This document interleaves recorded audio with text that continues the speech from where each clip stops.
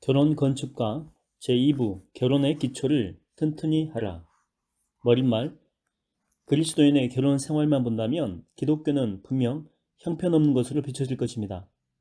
세속적 가치와 인간의 힘으로 행해지고 유지되는 세상의 결혼과 별로 다를 바가 없기 때문이죠. 결혼을 통해서 그리스도인의 사랑과 능력을 제대로 드러내려면 먼저 알아야 할 것이 있습니다. 기독교가 세상에 보여줄 것은 우리가 꾸준히 전인적인 연합, 여기서 전인적인 연합은 세 가지죠. 영혼의 연합, 또 정신의 연합, 육체 연합입니다. 이것들을 향해서 나아가고 있다는 사실뿐이다라고 하는 것이죠. 그리스도인 부부에게는 불신자의 성공적 결혼을 훨씬 능가하는 깊은 친밀함을 이룰 수 있는 자원들이 있습니다. 그럼에도 불구하고 너무 많은 그리스도인들이 상호 묵인과 현상 유지의 수준에서 벗어나지 못하고 있죠. 결혼에 대한 하나님의 계획을 이해하기 위해서는 일부에서는 성경적인 결혼관에 대해서 생각해 보았습니다. 일부 내용을 건축가의 청사진이라고 한다면 이제 그 결혼의 건물이 완성된 모습을 그려볼 수가 있습니다. 남아있는 중요한 문제는 하나님의 그림을 경험 가능한 생생한 실체로 옮기는 것입니다. 사람에 따라 이 문제가 더 크게 느껴질 수도 있겠지만 결코 누구에게도 불가능한 일은 아닙니다. 첫 단계는 청사진을 건축가에게 맡기는 일입니다. 건축가는 설계도를 훑어보며 이 건물의 완공에 정확히 어떤 재료가 필요한지 결정합니다. 이것이 2부에서 다루려는 내용이죠. 지금부터 전인적 연합의 관계를 건설하기 위해 결혼이라고 하는 건축 현장에 필요한 건축용 블록이 무엇인지 살펴보려고 합니다. 상담실을 찾는 많은 이들에게 행복한 결혼의 필수 요소를 물었습니다. 대답은 사람 수만큼이나 많았습니다. 내가 보기에 비참할 정도로 많은 부부가 참된 연합을 이루지 못하는 것은 노력이 부족해서가 아니라 건축용 이 블록이 잘못됐기 때문이죠. 목수가 아무리 망치를 힘껏 정확히 내려쳐도 나무와 못이 없으면 허사이죠. 관계에 필요한 블록은 얼마든지 많지만 예컨대 성실함, 정직한 노력, 충분한 기대, 따뜻한 느낌, 공동의 신념, 대화술. 이 외에 가장 기본이 되는 몇 가지 기본 블록 없이는 결혼의 연합의 목표를 이룰 수가 없습니다. 그렇다면 결혼 건축의 필수 블록은 무엇입니까? 쉽게 구할 수 있는 것입니까? 주문서를 보낸 뒤에 도착할 때까지 얼마나 기다려야 됩니까? 값은 얼마입니까? 너무 비싸가지고 영적인 부자들밖에 살 수 있는 것은 아닙니까? 조립 안내서는 너무 어려워서 결혼 건축 전문가나 이해할 수 있는 것이 아닙니까? 성경을 정확히 읽다 보면 기쁜 소식이 있습니다. 결혼의 건축용 이 블록은 우선 수적으로 몇 가지 안 된다는 거죠. 쉽게 구할 수 있습니다.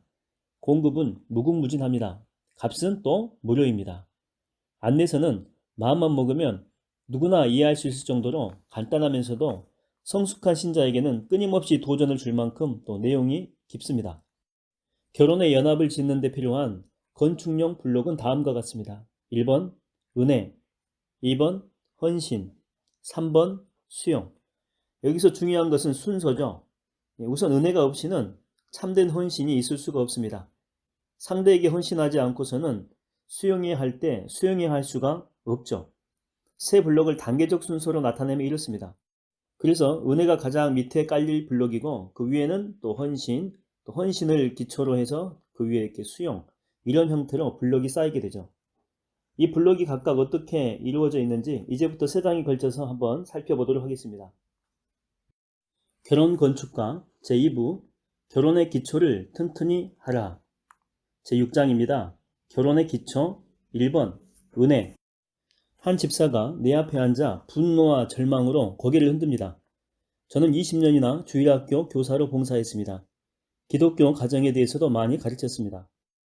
성경에 대해서라면 선생님도 저 이상 아시지 못할 겁니다. 할 수 있는 한 하나님이 원하시는 최선의 남편, 최선의 아버지, 또 최선의 집사, 최선의 사업가가 되려고 모든 노력을 다했고 이것 또한 하나님이 아십니다. 교회나 사업은 다 잘 되어 왔습니다. 하지만 무슨 수를 써도 결혼만은 제 힘으로 안 됩니다. 너무 지쳤고 너무 비참하고 너무 분합니다. 다 끝낼 생각입니다. 실은 딴 여자를 지금 만나고 있습니다. 잘못인 줄은 알죠. 하지만 죄에 대해서 설교할 생각은 하지 마십시오. 제가 집에서 품고 살아야 하는 좌절을 안다면 선생님도 편안히 얘기 상대가 될 여자가 저한테 얼마나 필요한지 이해할 겁니다. 아직은 육체 관계는 갖지 않았지만 제가 그걸 원한다는 걸 하나님도 아십니다. 그 여자는 집사람이랑 정말 다릅니다. 이제 집사람과는 다 틀렸습니다. 오랫동안 백방으로 노력해봤습니다. 결혼한 지 올해로 22년째인데 정말 그동안 한 번도 딴 여자에게 눈길 준 적 없습니다. 주님을 기쁘시게 하고 싶었습니다. 정말입니다. 하지만 이제 부부관계를 원상으로 돌릴 길은 없습니다. 자, 당신이 상담자라면 뭐라고 말하겠습니까? 앞에 말한 이 결혼의 연합의 개념을 말해준다면 모르긴 몰라도 쓴 웃음을 진 얼굴로 넌덜머리가 난다는 듯 고개를 저으며 이렇게 말할지 모릅니다. 좋은 말이긴 합니다만 선생님이나 한번 잘 해보시지요. 우리 결혼에는요 아무런 소용이 없습니다. 다 해봤거든요. 아내가 변화되든 말든 성경적인 남편이 된다는 목표를 계속 밀고 나가야 한다고 거듭 역설을 해도 반응에는 큰 차이가 없을 것입니다. 멋진 부부관계는 기도해야 할 갈망이고 좋은 남편이 되는 것은 책임지고 추구할 목표라고 말해줘도 절망이 적극적 협조로 바뀔 것 같지는 않습니다. 무엇이 문제입니까? 희망을 거부하는 이 남자의 태도에 빠진 것은 무엇입니까? 그의 죄의 행동 이면에서 우리는 기본 진리를 믿지 않으려고 하는 마음을 보아야 합니다. 죄의 뿌리는 반항적인 불신이며 반항 행위는 그 가시적 결과에 지나지 않습니다. 문제를 제대로 해결하려면 먼저 그가 그럴듯하게 답하고 있는 핵심적인 질문부터 짚고 넘어가야 됩니다. 지금 이 절망한 남자는 질문은 좋지만 답이 잘못됐습니다. 그의 질문을 한번 살펴보십시오. 이 결혼을 파국으로 보고 당연히 절망하지 말아야 할 이유라도 있습니까? 성경적인 해결을 위해서 더 노력할 이유가 있습니까? 이 질문은 정당한 질문이죠. 그러나 우리는 이 난해한 질문을 슬쩍 피하거나 얄팍한 동의에 상투적인 말로 얼버무리고 싶은 그런 유혹을 느낍니다. 이 남자에게 그리스도가 피로를 채우셨으니 성경의 명대로 가서 아내 사랑의 도리를 다하려 한다면 좋은 충고는 될지 모르겠죠. 그러나 교회에 들어오지는 않을 것입니다. 그런 충고는 아무런 소용이 없습니다. 결혼 생활을 유지하려면 우선 그것을 의미 있는 일로 믿을 어떤 이유가 필요하죠. 한 번은 한 경건한 부인이 찾아와서 상한 마음을 털어놓았습니다. 남편은 이 불신자인데 수년간 한 번도 섹스에 관심을 보인 적이 없었습니다. 여자는 인격적으로 거부당했다는 느낌뿐 아니라 성적인 좌절감마저 들었습니다. 기도와 말씀을 통해서 좌절감을 죄와 타협하지 않고 잘 처리할 수 있는 힘을 얻는 것까지는 좋았으나 아무리 따뜻한 애교와 감각적인 유혹을 보내도 남편은 조금도 성적으로 자극받는 기미가 없었습니다. 여자는 당혹한 표정으로 물었습니다. 제 성적 욕구는 어떻게 하나요? 몸은 절박하게 만족을 원하고 있는데요. 성적인 좌절이라는 이 정당한 문제 밑에는 다음과 같은 더 깊은 의문이 깔려 있습니다. 더 이상 참을 수 없는 상황이다. 내가 알고 싶은 것은 자위행위나 외도를 할 것인가 말 것인가가 아니다. 정말 알고 싶은 것은 이것이 해답 없는 절망의 문제인가 하는 것이다. 만일 절망이라면 기준을 낮춰 타협해서라도 욕구 충족의 길을 찾을 것이다. 절망이 아니고 답이 있다면 계속 도덕적인 기준을 지켜야 한다. 성경적으로 살라는 권면이 의미 있는 말로 들리려면 이 의문부터 풀어야 합니다. 또 한 부인은 조심조심 이런 사연을 털어놓았습니다.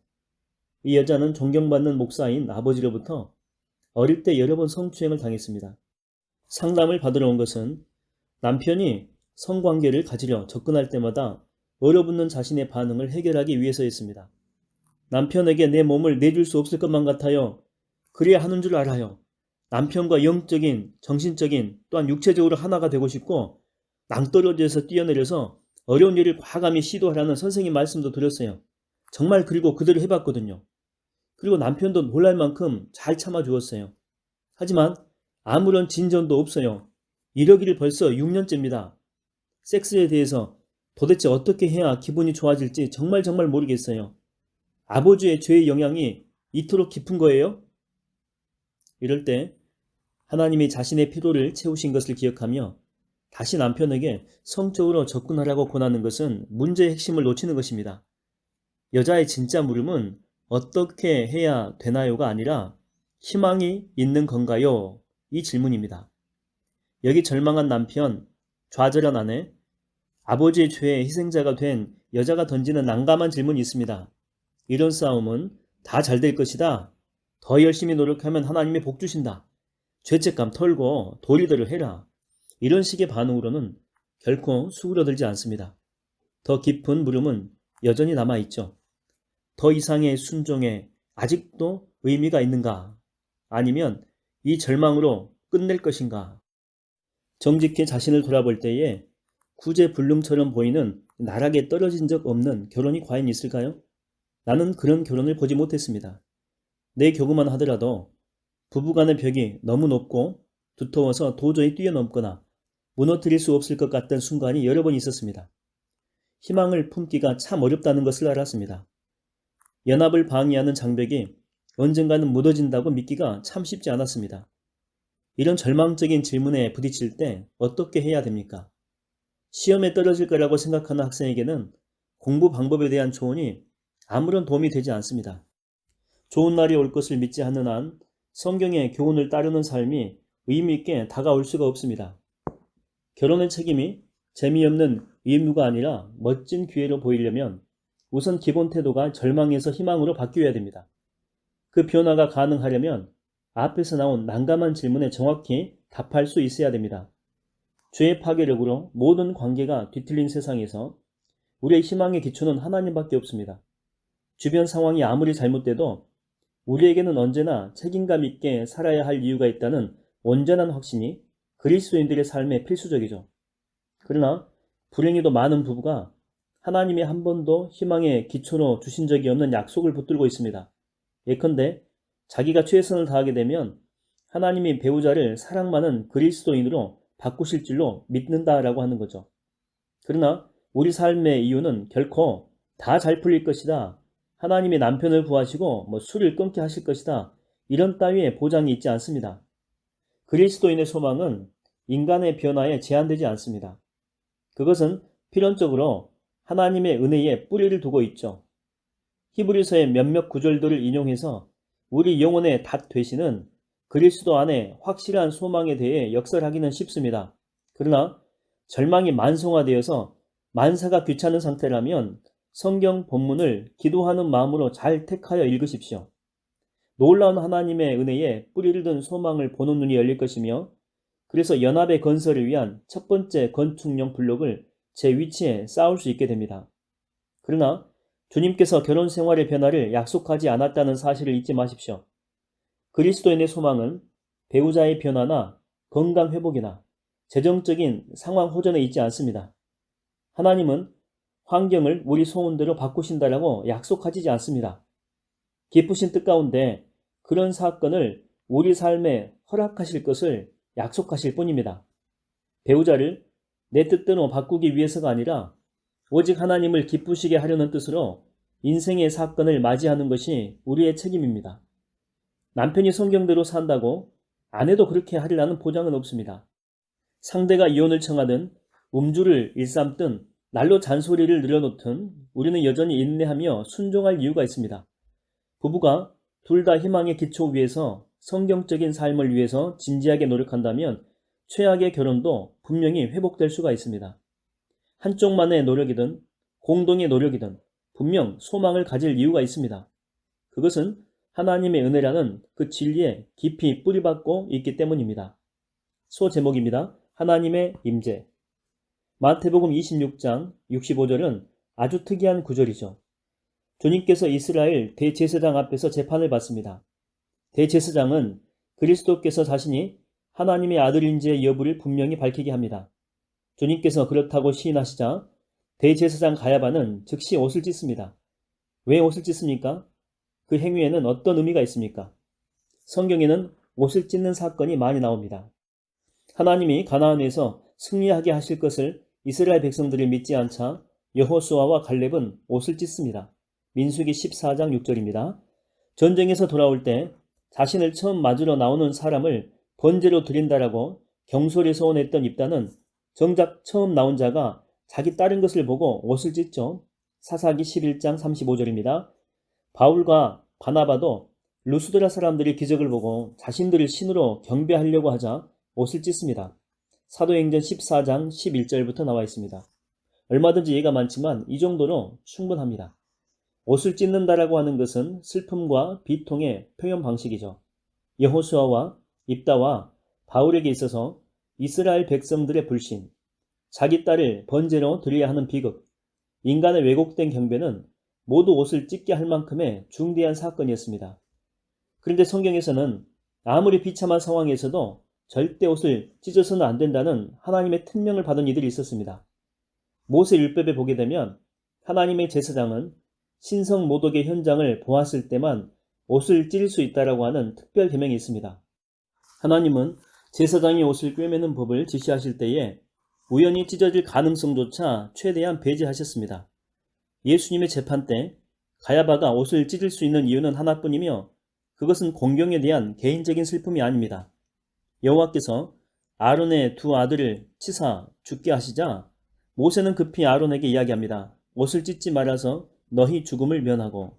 그러니까 자식의 죽음과 같은 비극을 당하여서 옷을 찢는다라고 하는 것은 제사장 아닌 이들한테는 지극히 자연스러운 일이죠.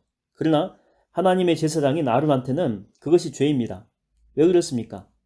요시야 왕은 옷을 찢어서 하나님의 마음을 움직여 복을 내리시게 했건만 왜 아론은 그렇게 하면 죽음을 면치 못한다라고 하는 것입니까?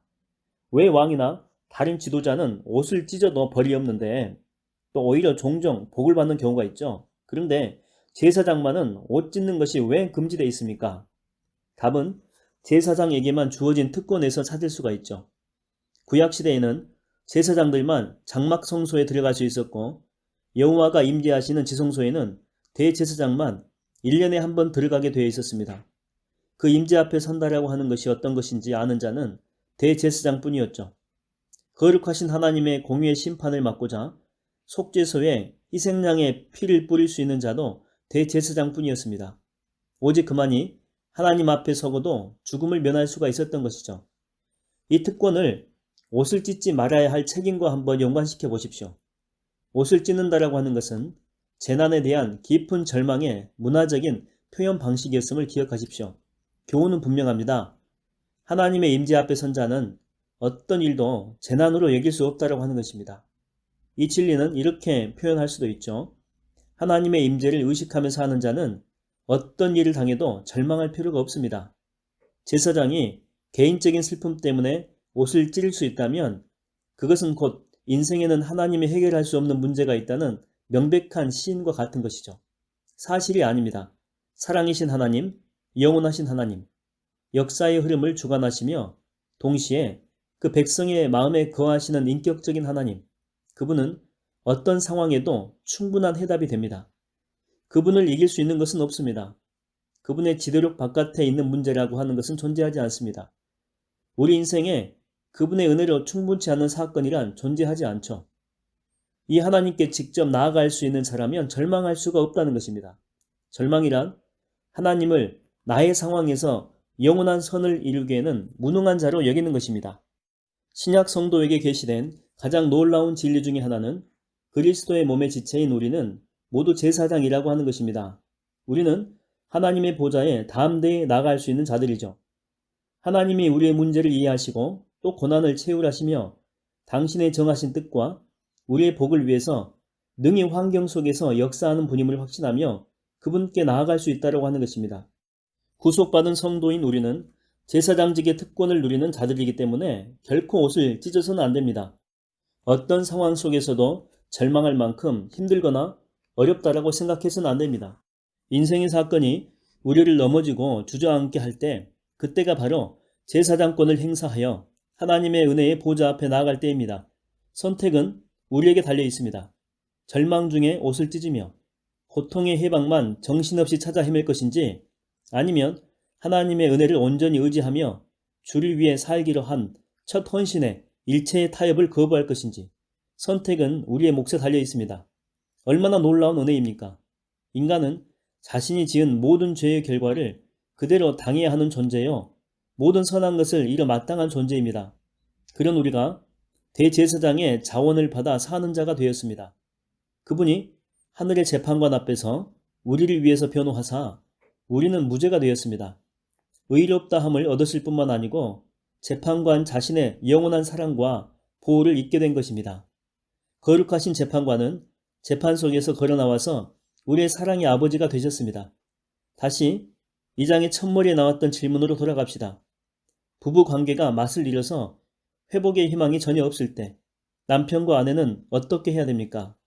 죽음이 우리를 갈라놓을 때까지 꾹 참고 지내는 살아있는 순교자의 체념으로 옷을 찢어야 됩니까? 이혼을 통해서 비참한 생활에서 벗어남으로써 옷을 찢어야 됩니까? 배우자보다 더 나를 만족시켜줄 다른 사람을 찾아 관계를 맺음으로 옷을 찢어야 됩니까? 아니면 전능하신 하나님의 제사장으로서 이런 반응을 모두 무가치하고 부당한 것으로 여겨야 됩니까? 하나님이 계시는 곳에 결코 절망의 씨앗은 있을 수 없습니다. 복되고 만족스러운 부부관계의 회복에 배우자가 자기 몫을 다하지 않을지도 모릅니다. 그러나 하나님 앞에 신실한 자세로 감정을 쏟아놓고 그분만 붙들기로 한 헌신을 확인하며 앞길을 예비하신 그분을 믿는다면 하나님은 우리를 환난 중에서 지키시며 우리와 더불어 풍성한 교제를 나누게 될 것입니다. 우리는 계속할 이유가 있습니다. 소망이 있습니다. 하나님의 은혜로 충분합니다. 배우자가 연합의 길에 동조하지 않을지 모릅니다. 그럼에도 우리는 헌신을 지킬 수가 있습니다. 여기서 헌신은 첫 번째는 하나님께 순종하는 것, 둘째는 모든 교회를 살려서 배우자를 섬기는 것을 헌신의 내용으로 우리가 들 수가 있죠. 그 결과 우리의 결혼 생활은 아마도 많은 경우 거의 확실히 더 나아지게 될 것입니다. 새로운 차원의 영적인 성숙과 주님의 교제를 경험하려고 하는 것은 틀림없는 일입니다. 이것이 바로 옷을 찢어서는 안 되는 이유입니다. 결론은 말합니다. 결혼의 연합을 이루는 어떤 실패나 낙심이나 비극을 당해도 하나님이 부부 관계를 치유하실 수 있고 더 성숙시킬 것이라는 확신을 잃어버려서는 안 됩니다. 하나님의 은혜로 모자랄 만큼 비참한 상황은 존재하지 않습니다. 그리스도인의 결혼 건축은 하나님을 위해 살기로 다짐할 때에 반드시 좋은 열매가 맺힌다는 확신에서 시작이 됩니다. 그리고 그 확신의 근거는 전적으로 하나님의 충만한 은혜라는 결혼의 첫 번째 건축용 블록에 있습니다. 결혼 건축과 2부, 결혼의 기초를 튼튼히 하라.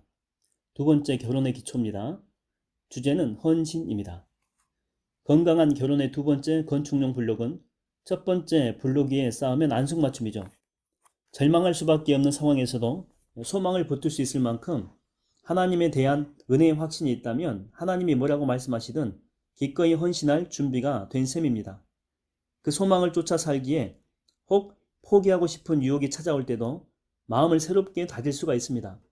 모든 상황을 합력하여 선을 이루실 주님을 진정으로 믿는다면 결혼 생활에 아무리 중대한 실패가 있어도 이혼이나 포기를 심각하게 고려하지 못할 것입니다.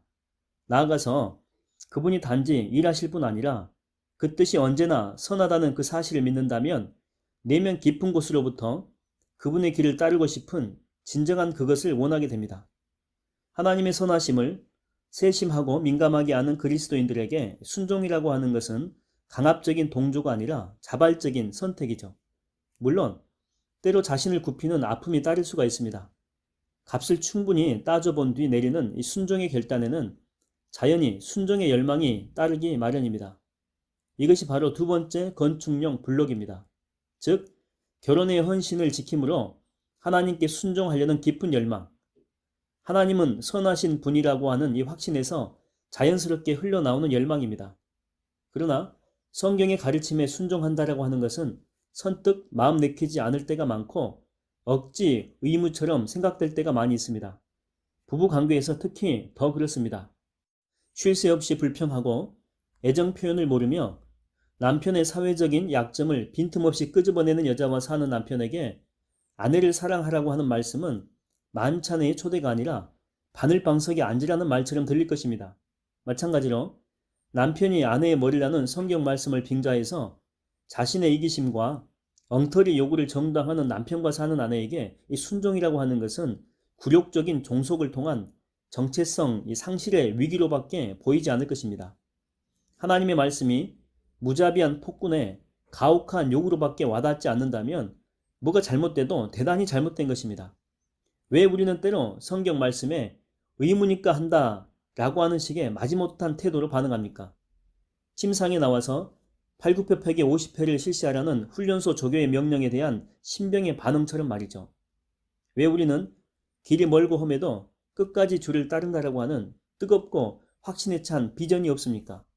혹 우리는 아내를 사랑하고 남편에게 복종하라는 하나님의 말씀을 오해해서 그분이 요구하신 적도 없는 일을 해내려고 애쓰고 있는지도 모릅니다. 좋은 것은 나쁘게 보고 나쁜 것은 좋게 보는 우리의 죄의 본성의 일부 원인이 있습니다. 순종이 괴롭게 느껴지는 근본 원인이야 무엇이든 이것만은 분명합니다. 배우자를 향해서 마지못한 복종이나 억지 동조로 헌신을 지킨다면 그것은 결코 헌신이 아닙니다. 어떤 사람이 선교 초청에 이렇게 응한다라고 합시다. 좋아요. 당신 참 훌륭합니다. 나야 뭐 죄스러울 뿐이죠.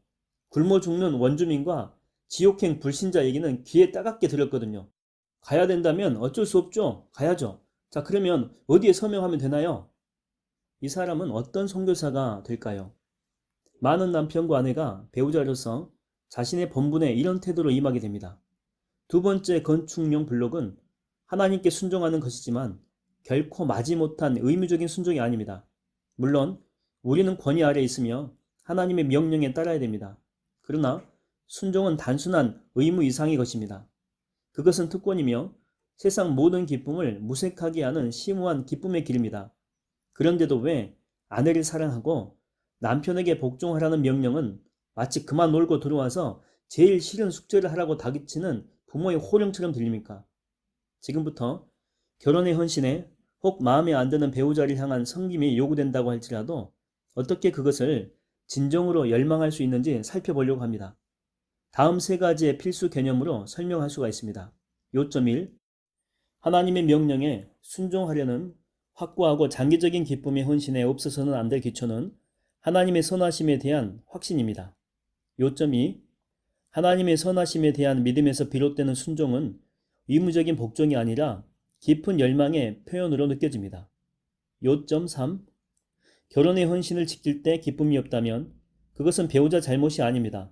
배우자가 아무리 마음에 안 들어도 예외일 수가 없습니다. 기쁨이 없는 것은 하나님의 선하심에 대한 내 믿음이 부족하기 때문입니다. 자, 요점 1에 대한 구체적인 설명입니다. 요점 1. 참된 헌신의 기초는 하나님의 선하심이다. 그리스도인 상담자는 대개 사랑을 감정보다 결단과 행동으로 정의를 합니다. 우리가 하나님의 사랑을 아는 것은 하나님이 뭔가 느끼셨기 때문이 아니라 하셨기 때문입니다. 감정이 있든 없든 배우자를 사랑하라는 말을 흔히 듣습니다. 더 이상 배우자를 사랑할 수 없다는 사람에게 사랑의 행위를 계속하다 보면 머지않아서 사랑의 느낌도 따라온다라고 말하죠. 이런 생각에는 행동의 기초가 하나님의 진리의 말씀이어야 한다라고 하는 바른 가정이 깔려 있습니다. 우리는 변덕스러운 감정에 좌우될 것이 아니라 기분이 따라주든 말든 성경 말씀대로 살아야 됩니다. 이렇듯이 하나님은 행동을 통해서 당신의 사랑을 오류의 여지 없이 분명히 보이셨습니다. 그러나 또 하나 분명한 사실은 그분의 행동에는 진실한 감정이 함께 있다라고 하는 것입니다. 그분은 나를 위해서 뭔가 하셨을 뿐 아니라 나에 대해 뭔가 느끼신 분이기도 합니다. 예를 들어서 호세아에서 하나님은 백성의 반역과 불충으로 인해서 당신의 마음이 찢어질 것 같다라고 그렇게 말씀하셨죠. 자비롭게도 그분은 이 백성을 누차 당신의 아내라고 부르십니다. 하나님의 사랑에는 행동과 감정이 함께 있습니다. 마찬가지로 배우자를 사랑하려는 우리의 헌신도 생기 없는 기계적인 행동에 그쳐서는 안 됩니다. 행동에 대한 열정이 있어야 되죠. 그런 열정은 그러면 어떻게 해서 생겨나게 됩니까? 사랑의 느낌이란 사랑의 행위에 뒤따른다는 것이 일반적인 주장이죠. 사랑의 행동을 계속하게 되면 언젠가는 상대에게 사랑의 감정이 생긴다라고 하는 것입니다. 그러나 이 논리는 한 가지 약점이 있습니다. 문제의 핵심을 놓친다라고 하는 거죠. 많은 남편과 아내가 아예 배우자를 사랑하고 싶은 마음이 없습니다. 목사나 상담자가 강하게 설득해서 특정 행동을 하게 할 수 있을지는 몰라도 결혼 생활은 별로 나아지지 않습니다. 우리는 여기서 딜레마에 부딪히게 됩니다. 자발적인 열망으로 배우자를 사랑하고 싶어야 하는데 그 사랑의 행위가 그 열망을 가져다 주지 못한다면 그때는 어떻게 해야 됩니까? 기계적인 친절과 전면 후퇴 중에서 택해야 됩니까? 성령께서 마음의 불을 붙일 때까지 기다려야 될지도 모릅니다. 남편과 아내는 정확히 무엇을 해야 됩니까? 전형적인 상담 장면을 봅시다. 남편, 아내를 사랑할 수 없습니다. 상담자, 사랑을 희생적으로 섬기려는 자발적인 의지로 정의한다면 당신은 아내를 사랑할 수 있습니다. 따뜻하게 말할 수 있고 애정을 표현할 수도 있고 특별 대우를 할 수도 있습니다. 남편, 소용없다니까요. 물론 그럴 수 있겠지요. 하지만 속이는 것 같은 기분이 들 겁니다. 아내에게 조금도 좋은 감정이 없습니다. 상담자, 할 수는 있지만 하고 싶지 않기 때문에 안 하겠다는 겁니까? 남편, 소용없다니까요. 그건요, 거짓입니다, 거짓. 사랑하고 싶은 마음조차가 없어요. 지난주 아내가 무슨 일을 저질렀는지 아십니까?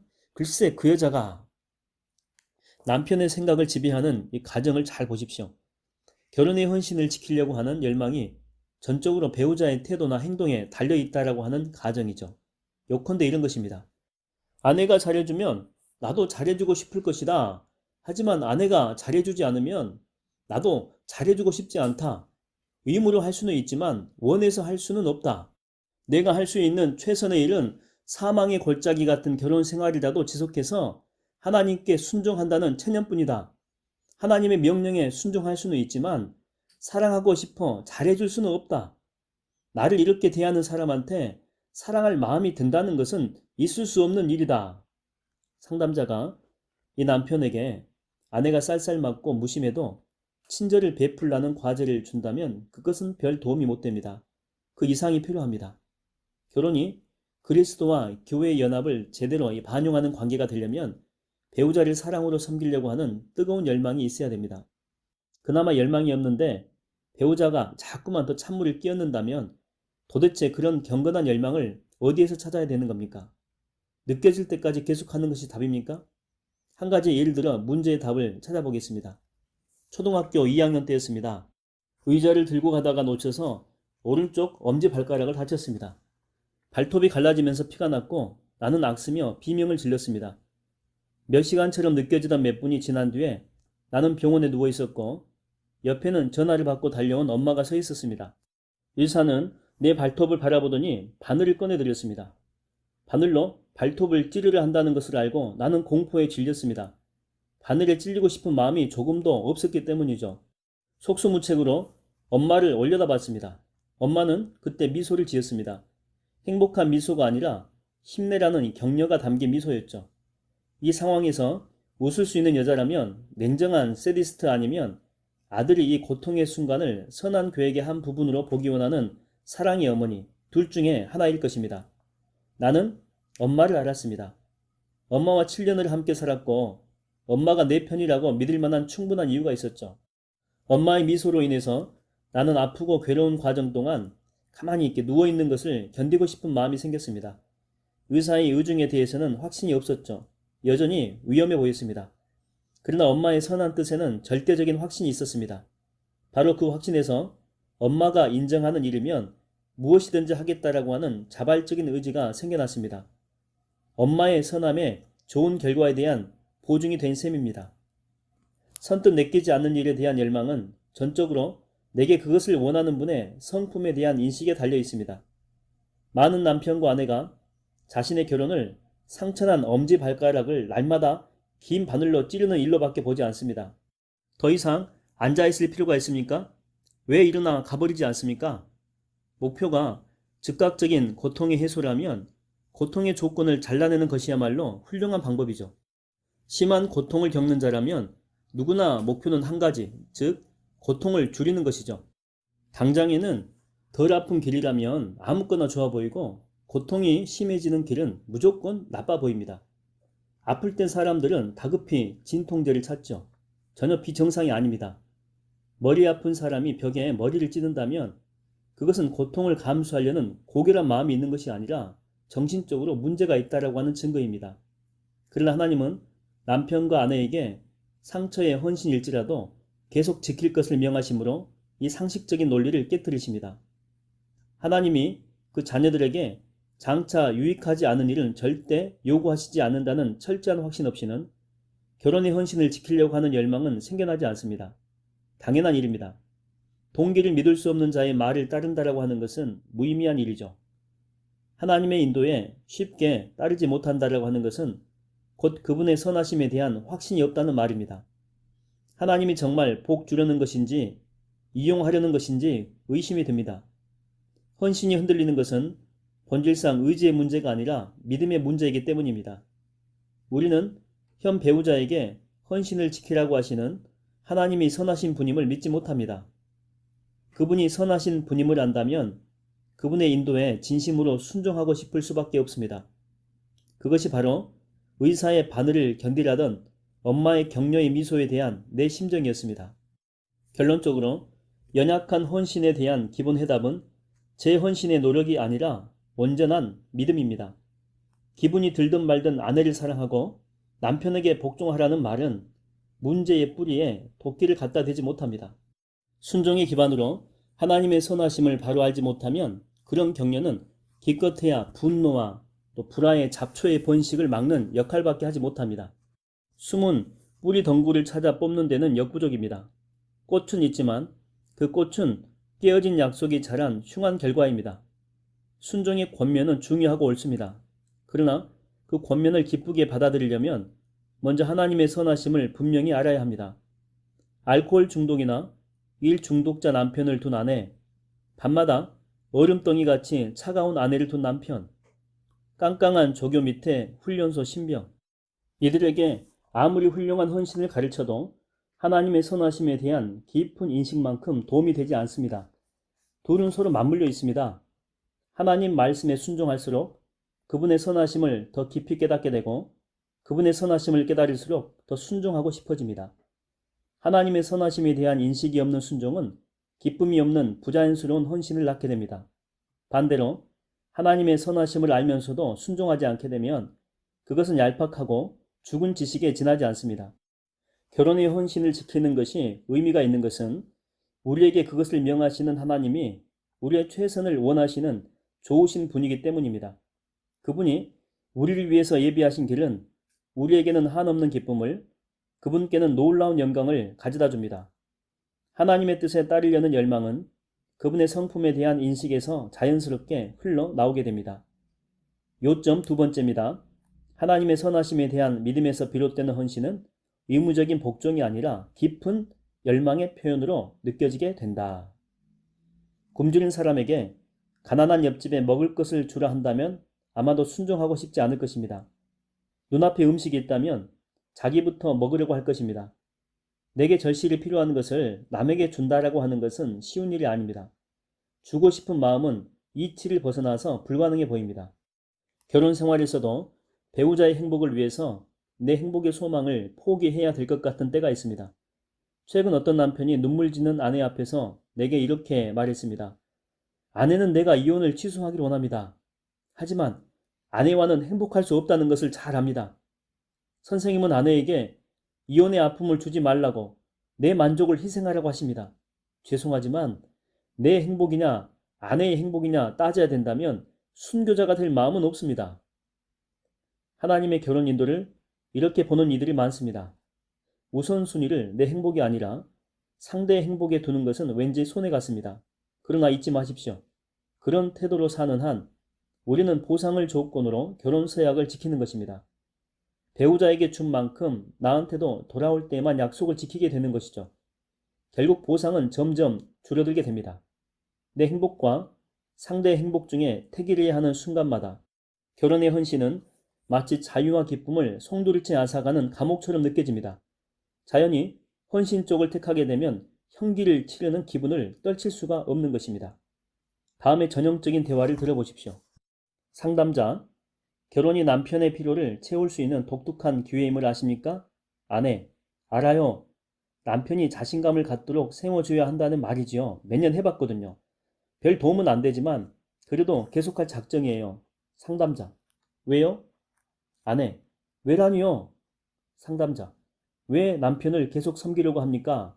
아내, 그래야 하니까요. 상담자, 의무니까 한다는 말인가요? 하지만 당신은 지금 그럴 마음이 없습니다. 정말 그러고 싶지 않죠? 아내, 맞아요. 그러고 싶진 않아요. 상담자, 그렇다면 내가 보기엔 계속할 이유가 없습니다. 당황한 아내는 상담자인 내가 이혼이나 별거를 주장하는 것인가 하며 깜짝 놀랐습니다. 조금도 그런 뜻이 아닙니다. 아내는 남편에게 복종해야 되고 섬김의 수고를 다해야 됩니다. 그러나 좋은 아내가 되고 싶은 마음이 전혀 없다면 그런 노력은 기계적으로 원고를 읽는 연극이나 다를 바가 없습니다. 좋은 아내가 되는데 전혀 도움이 되지 않습니다. 그렇다면 까다롭고 냉정한 남편을 둔 아내의 마음에 어떻게 섬기고 싶은 마음이 들 수가 있을까요? 성경 말씀에 대한 강압적인 이 복종으로는 되지 않습니다. 굶주린 사람과 가난한 옆집을 다시 한번 생각해 봅시다. 굶주린 사람을 위해서 특별 잔치를 마련합니다. 푸짐한 음식에 맛보기로 새우 칵테일 전체와 최고급 갈비를 건네며 잔치에 청합니다. 음식은 얼마든지 충분히 있다라고 알립니다. 문득 굶주린 사람은 담 넘어 혈색이 없고 비쩍 마른 사람을 봅니다. 이웃의 피로가 가슴 깊이 와닿습니다. 일단 그 생각이 들자 빌려온 잔디 깎는 기계며 시끄러운 파티에 관한 이전의 모든 실랑이가 다 잊혀집니다. 조금 더 상상해 봅시다. 잔치를 베푼 사람이 굶주린 사람에게 고기 한 조각을 옆집에 갖다 주며 잔치에 청하게 합니다. 글쎄요, 내키지는 않지만 나쁠 것도 없겠군요. 좋습니다. 그렇게 하죠. 그는 이렇게 말할까요?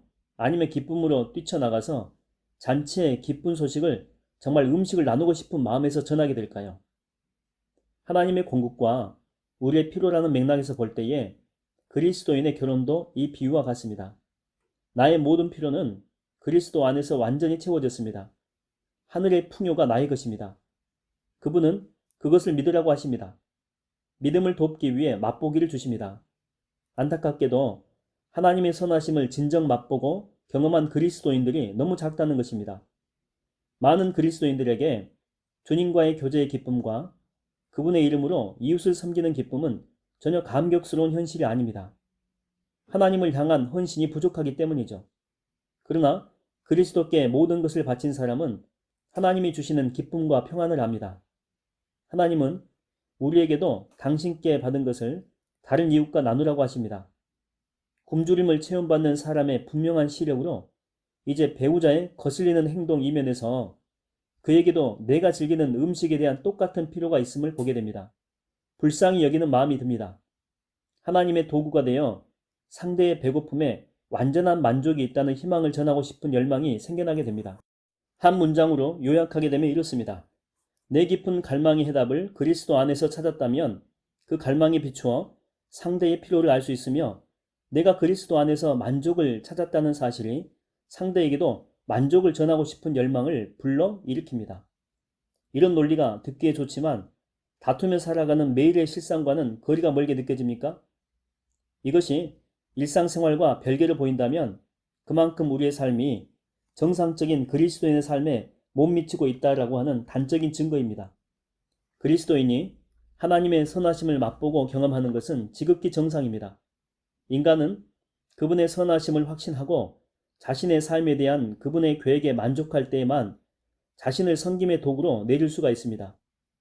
결혼이 숭고한 섬김의 소명임을 발휘할 때에 우리는 상대의 깊은 필요를 볼 수 있으며 부부라고 하는 독특한 위치를 살려서 그 필요를 의미 있게 채워줄 수가 있습니다. 우리는 하나님의 선하심 속에서 만족을 경험하지 못하기 때문에 상대를 내 필요를 채워줄 대상으로 바라봅니다. 상대가 그것을 감당하지 못하게 되면 보나마나 뻔한 일이겠지만 불안을 줄이기 위해서 뒤로 물러나서 방어적인 자세를 취합니다. 그럼에도 성경을 믿는 그리스도인이기 때문에 우리는 하나님이 의무 수행을 좋아하신다는 확신하에 순종의 순교자로도 된 마음으로 결혼의 책임을 품위 있게 지속합니다. 주로 어떤 때 섬기기보다는 자신을 보호하려 드는지 주기적으로 내면의 동기를 살피며 악한 모습 그대로 하나님의 뜻에 복종하여 그분을 경험하는 그리스도인들은 하나님의 선하심을 맛보는 자입니다. 이런 사람에게 결혼의 헌신이라고 하는 것은 자발적인 열망에 따라 배우자와 선한 길을 동행하는 기회로 보입니다. 결혼 서약이 부담스러운 의무가 아닙니다. 요점 3입니다. 결혼의 헌신을 지킬 때 기쁨이 없다면 그것은 배우자 잘못이 아니다. 잘못은 내가 하나님의 선하심을 믿지 못하는 데 있다. 세 번째 요점은 당연히 처음 두 요점에서 파생이 됩니다. 내게 영적인 열매가 부족한 것을 다른 사람이나 환경 탓으로 돌리는 태도만큼 악한 것은 없습니다. 성경은 분명히 말합니다. 기쁨이란 성령의 통치에 나를 맡길 때에 성령께서 내 삶 속에 맺으시는 열매입니다. 그런데도 분노나 낙심이 기쁨을 막을 때에 우리는 즉각 다른 사람을 탓합니다. 우리는 무의식적 자기의 의의 세계에 살고 있습니다. 자신이 얼마나 많은 일을 참으며 사는지 늘 자신에게 할 말이 많습니다. 상대에게서 잘못을 찾으려는 이런 태도에는 아주 교묘한 비성경적인 전제가 깔려 있죠. 내게 기쁨이 없음은 배우자 탓이라고 하는 것입니다. 상대만 변화되면 나도 자상한 남편, 순종하는 아내가 될 수 있습니다. 기쁨은 성령의 열매가 아니라 배우자의 태도와 행동의 열매가 됩니다. 남편의 주관적인 행복이 아내의 태도에 적잖이 의존하고 있음은 사실입니다. 아내가 남편을 사랑하고 존경하기에 남편은 아내의 친절과 내조를 한껏 향유합니다. 아내의 이런 태도로 인해서 남편은 사랑의 헌신을 훨씬 쉽고 기쁘게 지킬 수가 있습니다. 아내가 남편에게 대든다면 그리스도가 교회를 사랑하신 것 같이 아내를 사랑하기로 한 서약은 의심의 여지 없이 심각하게 위축이 됩니다. 전적으로 하나님을 의지하기에 여전히 남편으로서 충실히 사랑하고 섬기겠지만 아내가 거역하기 이전의 섬김의 기쁨은 상당히 줄거나 사라질 것입니다. 그렇다면 우리의 기쁨은 어디에 있습니까? 기쁨이 사라질 때에 배우자의 달라진 태도 탓으로 돌리면 안 됩니까? 사랑의 헌신을 지키려 애쓰다가 낭패감이 들고 기쁨이 사라질 때에 그것을 상대 탓으로 돌릴 수 없습니까? 아무리 상대의 반응으로 마음이 위축될 수 있다라고 해도 배우자를 섬길 때에 기쁨이 없다라고 하는 것은 내 삶에 대한 하나님의 계획이 선하다는 사실을 충분히 믿지 못한다는 증거입니다. 그 계획에 훌륭한 배우자가 포함된다면 그분의 선하심을 쉽게 믿을 수 있습니다. 그러나 매사에 부정적인 사람을 사랑하라고 하실 때에도 선한 계획을 믿는 것은 어려운 일입니다. 그 확신을 놓치지 않을 때 섬김의 기쁨은 사라지지 않습니다. 하나님이 선교사의 노력을 많은 열매로 갚으신다면 선교사는 귀국해서 밝은 얼굴로 신나게 그분의 축복을 간증할 것입니다. 그러나 같은 열정을 쏟고도 외형상 별 열매가 없는 선교사는 그런 흥분을 못 느낄 것입니다. 그렇다고 고개가 축 처질 필요는 없죠. 낙심의 고통이 현실이며 또 영적인 기복과 자기 점검의 계기가 될 수 있지만 하나님의 신실한 종에게는 기쁨의 이유가 있습니다. 그리스도를 위한 자신의 모든 순종 행위가 반드시 본래의 목적을 이루며 그분을 기쁘시게 한다는 확실한 약속의 말씀이 있기 때문입니다. 사실 나라도 사역의 열매가 풍성한 선교사가 되고 싶습니다.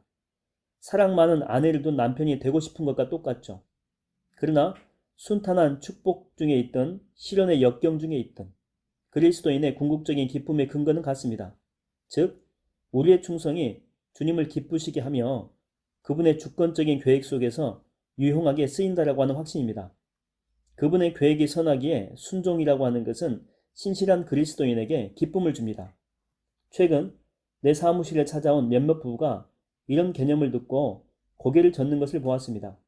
이것은 어려운 교훈입니다. 하나님의 은혜가 지속적인 순종에 충분한 이유가 된다는 확신. 이거는 건축용 블록 1번이었죠. 자, 이것으로 부부 관계를 다시 세운다라고 하는 것. 그리고 하나님의 계획은 언제나 선하다는 확신. 이거는 건축용 블록 2번입니다. 자, 이것으로 끝까지 결혼 서약을 지킨다라고 하는 것은 결코 쉬운 일이 아닙니다. 이것이 어려운 것은 우선 하나님의 능력을 이해하지 못하기 때문입니다. 그래서 우리는 문제가 오면 낙심하고 포기하게 됩니다. 또한 하나님의 선하심에 대한 인식이 좁고 약하기 때문입니다. 그래서 우리는 그분의 뜻에 따르고 싶은 참된 열망을 완전히 잃어버리고 맙니다. 결혼 건축가 제2부 결혼의 기초를 튼튼히 하라. 결혼의 기초 세 번째입니다. 수용. 우리가 지은 결혼을 검사관의 평가에 맡기기 전에 앞에 두 블록에 올려놓을 또 하나의 건축용 블록이 있습니다. 한 좌절한 남편은 은혜와 헌신의 개념은 쉽게 이해했지만 아직도 문제가 있었습니다. 그의 말을 들어보십시오. 하나님은 외형상 어떤 재난도 축복의 통로로 바꿀 수 있는 분임을 확신합니다. 그 믿음 때문에 지금까지 포기하지 않고 살 수가 있었습니다. 하나님과 그분의 계획은 선하다고 하는 것도 알고 있죠. 그렇기 때문에 남편으로서 그분의 인도에 진심으로 순종하고 싶습니다. 하지만 한 가지 문제가 있습니다. 선생님이 가르쳐준 충만한 은혜와 건강한 헌신의 개념은 제게 큰 도움이 되었습니다. 하지만 아직도 아내 때문에 미칠 것 같습니다. 아내는 수시로 내 속을 뒤집어 놓기 때문이죠. 그런 일에 속이 안 뒤집힐 남자는 없을 겁니다. 침실을 한 번도 청소하는 적도 없고 그릇도 맨날 며칠 싱크대에 쌓아둡니다. 환자들을 먹이고 성경 공부 참석하는 데만 정신이 없습니다. 게다가 도대체 내 말을 듣지 않습니다. 오히려 나한테 성경 구절을 들먹이면서 충고합니다. 잘 풀어보려고 많이 노력했습니다. 정말 하느라고 했습니다. 참아도 보았고 집안일도 거두려 보았고 비난도 가급적 안 했고 혼자 불평 없이 설거지도 수없이 했고 신경을 써가지고 선물도 사줬습니다. 이제는 지쳤습니다. 하루 종일 스트레스 받고 일한 뒤에 따뜻한 저녁밥 한 그릇 기대할 수 없는 지저분한 집으로 돌아갈 필요는 없는 겁니다. 따뜻한 환대라도 기대했다가는 낭패죠. 그런 건 없습니다. 이쪽에서 아무리 진심으로 섬기려고 해도 저쪽에서 정말 미치게 만드는 것입니다. 이런 좌절을 도대체 어떻게 해야 됩니까? 아무리 사이가 가깝고 헌신이 깊어도 부부라면 누구나 상대 때문에 속상하거나 미칠 것 같은 상황을 경험하게 됩니다. 그럴 때 염치 없고 정 떨어지는 상대를 어떻게 수용해야 됩니까? 하나님의 은혜와 선하심의 개념만으로 충분한 답이 못 됩니다. 성경은 타인을 대하는 바른 태도가 참는 것 이상 훨씬 그 이상이라고 가르칩니다. 우리는 하나님이 우리를 받으신 것 같이 서로 받아야 합니다. 사랑 안에서 서로 용납해야 되며 그것은 체념의 한숨과는 다릅니다. 사랑과 인내와 자비의 성령의 열매를 보여야 됩니다. 그리스도인의 관계에는 현상 유지의 심리 이상의 것이 필요합니다. 하나님의 은혜로 지키시는 관계인 까닭이죠. 그 관계에는 서로 섬기려는 진지한 헌신 이상의 것이 필요합니다. 어떻게든 우리는 서로를 수용해야 됩니다. 수용이란 섬김의 열망을 뛰어넘는 것임을 분명히 알아야 됩니다. 나 환자를 섬기는 선교사가 하나님과 불쌍한 이들에 대한 깊은 헌신으로 힘든 사역을 계속 감당하는 것은 가능한 일입니다. 그러나 흉측하게 일그러진 한 환자를 수용하는 것은 전혀 별개의 문제죠. 특히 환자가 증오에 차서 고마움도 모르는 자라면 더욱더 그렇습니다. 아내가 교회 골칫거리가 되어서 모임마다 다니며 수다를 떠는 통에 성도들이 귀를 틀어막기 바쁠 때에 그때 남편은 어떻게 해야 됩니까? 말썽 많은 아내를 수용한다라고 하는 것은 대체 무슨 뜻입니까? 이번에는 한 아내의 고충을 한번 들어봅시다. 남편은 그릇을 입에 대고 단숨에 밥 한 그릇을 먹어 치웁니다. 입안에 든 음식을 삼킬 때나 잠깐 숨 돌릴 틈이 날 정도죠. 남편의 행동이 경박해도 헌신을 지켜야 되겠지만 아내의 당황하고 창피한 기분까지 잘못된 것은 아닙니다. 불완전한 배우자와 함께 사는 일상 속에서 때로는 수용의 과제는 혹독한 시련이 됩니다. 그러나 아무리 상대의 못마땅한 습관이 방해가 되어도 그리스도인 부부는 서로 온전히 수용해야 되며 수용은 본질상 느낌으로 전해져야 됩니다. 지금부터 은혜는 아까 건축용 블록 첫 번째라고 했고 그 다음에 헌신은 건축용 블록 2번이라고 했죠. 자, 이제 그 위에 수용이라고 하는 이 건축용 이 블록 3을 더하는 것이 어떤 뜻인지 살펴보려고 합니다. 두 가지 핵심 요점으로 시작합니다. 요점 1. 배우자를 수용하는 것과 배우자에게 유쾌감을 느끼는 것은 다릅니다. 전자는 책임이고 후자는 축복입니다. 요점 2. 배우자를 수용하는 것은 용서에 달려있고 용서는 배우자의 못마땅한 행동을 성경적인 컨텍스트에서 보려고 하는 마음에 달려있습니다. 자, 이제 구체적으로 설명이 들어갑니다. 요점 1. 수용과 유쾌감의 차이. 결혼 건축에서 자신의 현 위치에 대한 현실적인 평가보다 중요한 것은 없습니다. 문제를 바로 알아야 해답을 찾을 수가 있습니다. 하나님은 어떤 문제도 능히 해결할 수 있는 분이기 때문에 우리는 결코 문제를 부인해서는 안 됩니다. 결혼이란 때로 신경질적이고 재미없고 유치하고 못마땅한 사람과 함께 사는 삶입니다. 상대의 장점만 보고 자신의 도리만 다함으로써 부정적인 측면을 무조건 피하는 것은 결혼의 연합에 아무런 도움도 되지 않습니다. 한쪽에서 상대에게 좌절을 주는 긴장의 순간은 심각성의 차이는 있어도 어느 부부에게나 있게 마련입니다. 그러므로 우리는 내게 좌절을 주는 배우자를 수용한다라고 하는 것이 무슨 뜻인지 이해해야 합니다. 우선 사람이 기분 상할 때 나타나는 현상을 생각해 봅시다. 적어도 두 가지 구별되는 반응이 있을 수 있습니다. 하나는 결정이고 하나는 감정입니다. 배우자가 화나게 하거나 실망시킬 때 우리는 계속 섬김의 헌신을 지킬 것인지 자기 보호의 행동 뒤로 숨을 것인지 결정할 수가 있습니다. 상처를 줄이고 비슷한 사건을 피하는 것이 자연스러운 반응이죠. 충동대로 편한 길을 찾을 수도 있고 어떤 대가가 따르더라도 의지적으로 섬김의 목표를 고수할 수도 있습니다. 나의 필요를 위해서 상대를 조작할 것인지 상대의 필요를 위해서 섬길 것인지 결정하는 것입니다. 인간관계의 사건에 대한 두 번째 반응은 감정입니다. 우리는 느낍니다. 사건이 긍정적이고 친절한 것이면 기분이 좋고 사건이 위협적이고 잔인한 것이면 기분이 나쁩니다. 기분의 좋고 나쁨은 전적으로 사건의 성질로 결정이 됩니다. 내 선택의 문제가 아니죠. 아내의 욕을 듣고도 기분 좋기로 선택할 수 있으며 아내의 칭찬에 기분 좋은 것도 선택이 아닙니다. 감정이란 선택의 결과가 아니라 상황에 대한 자연스러운 반응입니다. 이것이 분명해야 됩니다. 아무리 자신의 인격적 필요를 채우시는 분으로 하나님을 의지하고 이거는 영적 연합이죠. 또 배우자를 섬기기로 굳게 다짐해도 이거는 또 정신적인 연합입니다. 그럼에도 이 불쾌한 사건은 불쾌감을 낳습니다. 나사로가 죽었을 때 예수님은 우셨습니다. 삭개오가 회심하자 그분은 천사들과 함께 기뻐하셨습니다. 감정의 종류는 사건의 성질이 결정합니다. 대체로 사건은 크게 두 부류의 감정을 유발합니다. 정확한 느낌은 다를 수 있지만 감정이란 기본적으로 유쾌감 아니면 불쾌감의 범주에 듭니다. 별 감정을 유발하지 않은 사건도 있죠.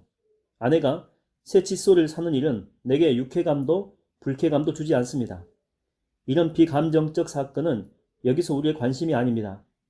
확연한 감정 반응을 유발하는 행동에 초점이 있습니다. 배우자를 향한 행동을 사건이라고 합시다. 그 사건에 유쾌감이 들지 불쾌감이 들지는 전적으로 사건의 성질이 결정한다는 사실을 잊지 마십시오. 이런 1차 감정은 전혀 우리의 책임이 아닙니다. 시험을 만나거든 온전히 기쁘게 여기라. 야고보서 1장 2절. 이런 야고보의 권면은 영적인 사람은 거부당해도 아픔을 느끼지 말아야 한다는 뜻이 아닙니다. 하나님은 인간을 관계에 감각신경을 지닌 사회적인 존재로 지으셨습니다. 다리를 맞으면 아픕니다. 아프지 않다면 다리에 이상이 있는 것입니다. 마찬가지로 거부당하고도 유쾌하다면 정신에 이상이 있는 것이죠. 남편의 신랄한 비난에 불쾌감을 느끼는 아내가 그런 기분에 대해서 죄책감을 품는 것은 잘못입니다. 거부당하고도 기분 좋다라고 하는 것은 영적 성숙의 증거가 아니라 심리적인 장애나 가식적인 신앙의 증거입니다. 첫 번째 요점을 정리하면 다음과 같습니다. 우리는 배우자의 행동에 두 가지로 반응합니다. 섬김과 조작의 결정은 전적으로 내 선택에 달린 일이죠. 유쾌감과 불쾌감의 감정은 전적으로 사건의 성질에 달려 있습니다. 결정은 사건에 대한 행동이고 감정은 사건이 낳은 반응입니다. 결혼 세미나 강사로부터 서로 수용하라는 말을 들을 때에 그 말을 배우자에게 항상 유쾌감을 느껴야 한다는 뜻으로 받아들이는 부부가 많습니다. 그러나 배우자의 부당 대우에 불쾌감이 드는 것은 정상이요 피할 수 없는 일입니다. 수용에 유쾌감이 포함되어야 된다면 부당한 대우를 하는 배우자를 수용하는 것은 불가능한 일입니다. 수용이 유쾌감이라면 남편은 아내의 행동이 달라져야 수용할 수 있다고 생각할 것입니다. 아내의 반응도 똑같겠죠. 배우자에 대한 수용과 유쾌감을 이렇게 혼돈할 때에 부부는 서로 상대의 수용 부족을 탓할 것입니다. 성경은 배우자를 용납하라고 말합니다. 하나님께서 우리가 유쾌감을 느낄 수 없는 배우자도 수용할 수 있다라고 보신 뜻이죠. 상대의 행동이 유쾌한 것이든 불쾌한 것이든 나는 배우자를 수용할 수 있습니다. 상대가 나를 친절하게 대하면 유쾌감은 그대로 축복이 됩니다. 그러나 설사 상대가 불쾌감을 주어도 나는 수용의 책임을 받아들여야 됩니다.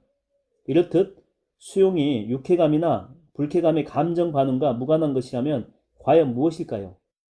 수용이란 조작을 버리고 섬기려는 이 결정과 밀접한 관계가 있으며, 그렇게 결단만 하면 아무리 못마땅한 배우자도 얼마든지 섬길 수 있다라고 하는 생각은 분명 잘못은 아닙니다. 그러나 수용이라고 하는 것은 섬김의 결단 이상의 것입니다. 사실 배우자를 수용하지 않고도 섬김의 결단을 얼마든지 지킬 수는 있습니다. 섬김의 주체와 대상 사이에 상당한 거리를 두고도 얼마든지 충실한 섬김은 가능합니다. 그러나 그 관계에는 연합을 방해하는 요소가 있죠. 바로 수용 부족입니다. 수용이 배우자에 대한 기본 감정으로 규정될 수가 없으며, 그러면서도 섬김의 헌신을 지키려는 결단 이상의 것이라면, 그렇다면 수용이란 과연 무엇을 의미합니까? 못마땅한 배우자를 수용하는 법을 온전히 이해하려면 용서의 성경적인 개념을 살펴보아야 합니다. 요점이 배우자를 수용하는 것은 용서에 달려있고, 용서는 배우자의 못마땅한 행동을 성경적인 컨텍스트에서 보려고 하는 마음에 달려있다. 메리가 빌을 속상하게 합니다. 빌은 불쾌감을 느낍니다. 그러나 그런 행동에도 불구하고 아내를 섬기려는 자신의 결정을 확인합니다. 하지만 뭔가 빠져 있습니다. 빌은 그것을 알고 있고 아내도 곧 알게 될 것입니다. 하나님께 순종하고 싶어서 아내를 섬기기로 다짐했으나 그 사랑의 노력이 왠지 기계적인 몸짓 같습니다. 남편으로서의 본분이 하나의 연극으로 전락이 되어 마치 자신이 각본대로 움직이는 듯한 묘한 불안을 느낍니다. 아내에게 다가갈 때마다 부자연스러운 기분이 들어서 기도하던 빌은 자신의 마음속에 깊은 원한이 있음을 느끼게 됩니다. 아내가 한 일을 떠올릴 때마다 원한이 더 깊어진다는 사실도 느낍니다. 빌은 아내에 대한 이런 감정이 연합의 노력에 확실한 방해가 된다는 것을 깨닫습니다. 그래서 내면의 이 분노를 제하여 아내를 진정 수용하기로 다짐합니다. 원한 감정을 품은 채 수용할 수는 없습니다.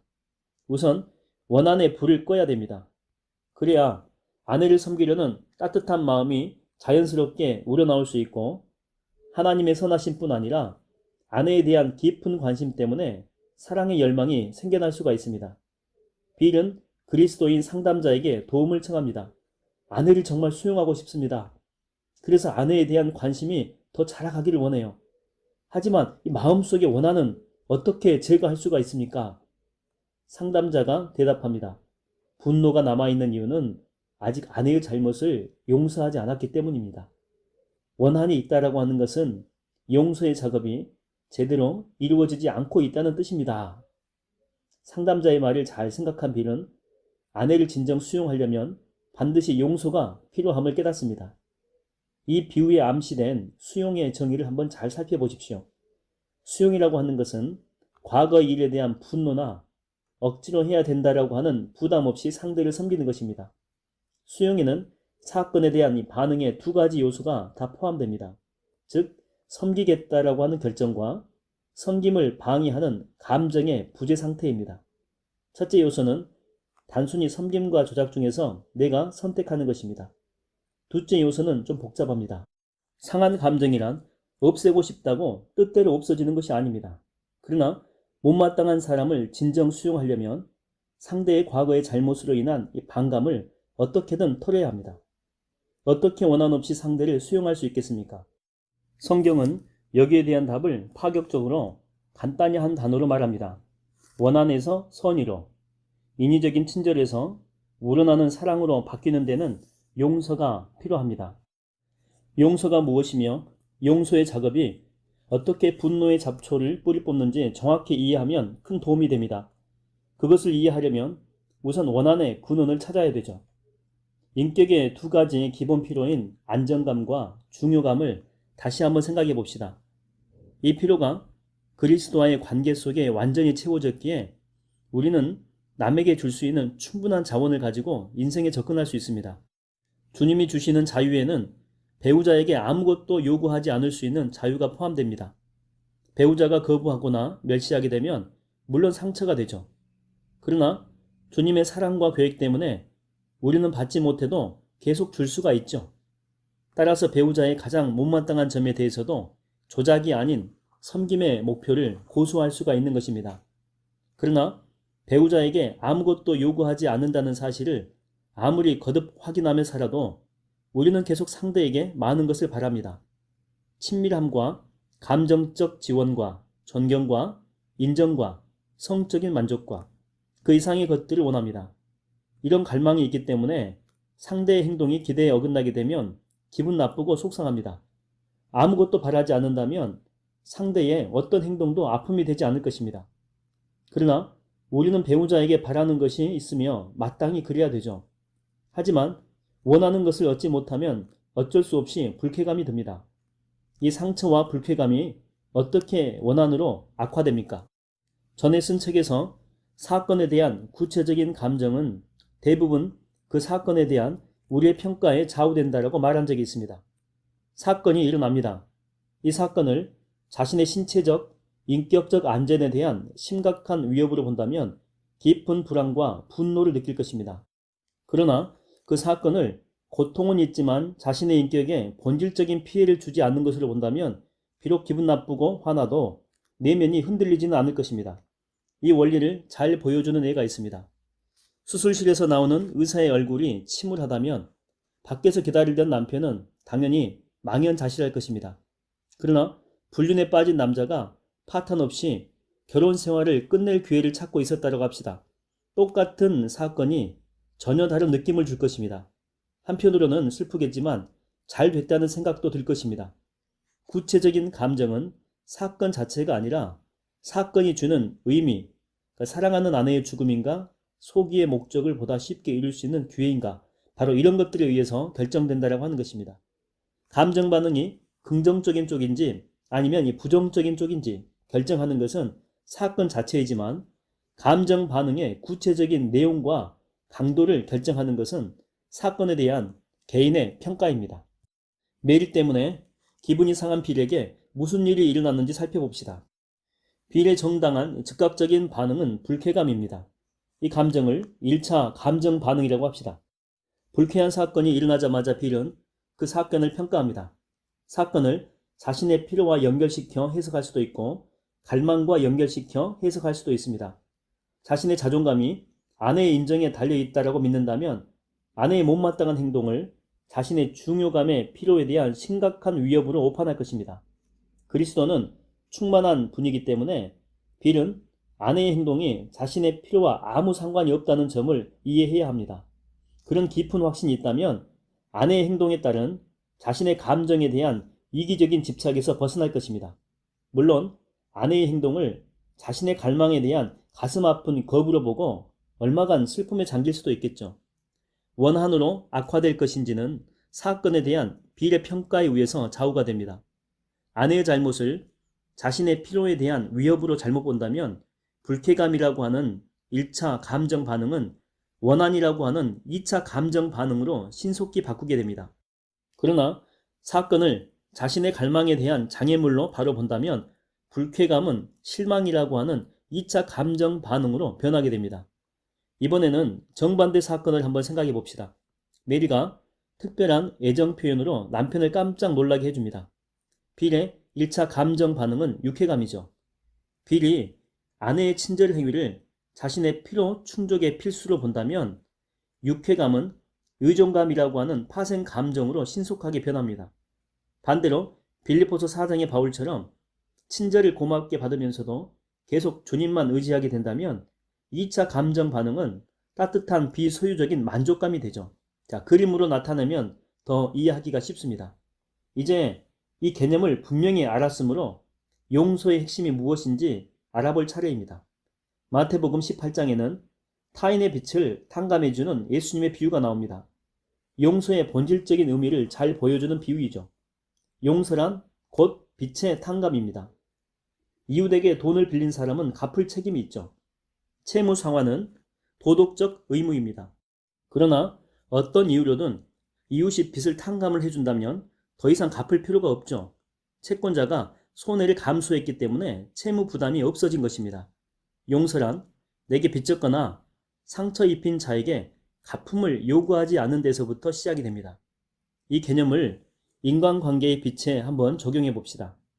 남편의 기분을 상하게 한 것은 메리의 잘못이죠. 벌을 받아서만 갚을 수 있는 빚과 같습니다. 빌에게 아내를 용서하라고 한다면 그는 상처받은 많은 배우자들처럼 이렇게 항변할지 모릅니다. 아내의 잘못입니다. 아내의 잘못의 대가를 왜 내가 부담해야 됩니까? 이거는 불공평합니다. 죄를 지은 아내를 용서를 해서 궁지에서 벗어나게 하라고요? 아닙니다. 아내는요, 벌을 받는 것이 마땅합니다. 이 점이 용서를 어렵게 하지만 용서란 그래서 값진 것이기도 합니다. 잘못한 사람은 벌받아 마땅합니다. 용서란 과오를 범한 자에게 과오의 대가인 벌을 요구하지 않는다는 가장 부자연스러운 결정을 요구합니다. 용서하지 않는 사람이 잘못한 상대에게 온갖 방법으로 복수하는 모습을 보게 되면 용서의 결단에 어떤 의미가 포함되어 있는지 알 수가 있습니다. 첫째, 상대의 잘못을 자꾸 말한다. 둘째, 몸짓에 냉기가 돈다. 셋째, 화내며 토라진다. 넷째, 애정이 식는다. 다섯째, 섹스에 응하지 않거나 마지못해 응한다. 여섯째, 사소한 친절 행위가 사라진다. 일곱째, 자기 주장을 내세우며 협조하지 않는다. 여덟 번째, 고자세로 웃는다. 아홉 번째, 꼭 필요한 말 외에는 하지 않는다. 열 번째, 은연중에 또는 대놓고 이혼을 들먹인다. 11번째, 사람들 앞에서 면박을 준다. 이 외에도 얼마든지 많을 것입니다. 복수심 때문에 창의적 상상력이 딸려서 더 생각나지 않을 뿐입니다. 상처받은 자의 공상 속에 급전하는 복수 의도를 다 읽어낼 수 있는 상담자는 아무도 없죠. 용서란 복수 행위의 목록을 이 정도로 끝낸다는 결단만으로는 되지 않습니다. 용서하려면 상대의 과오에 일체 아무런 대가도 요구하지 않는다는 각오가 필요합니다. 요컨대 용서를 결단하고 섬김의 헌신을 확신할 뿐 아니라 못마땅한 배우자를 계속 친절히 대해야 합니다.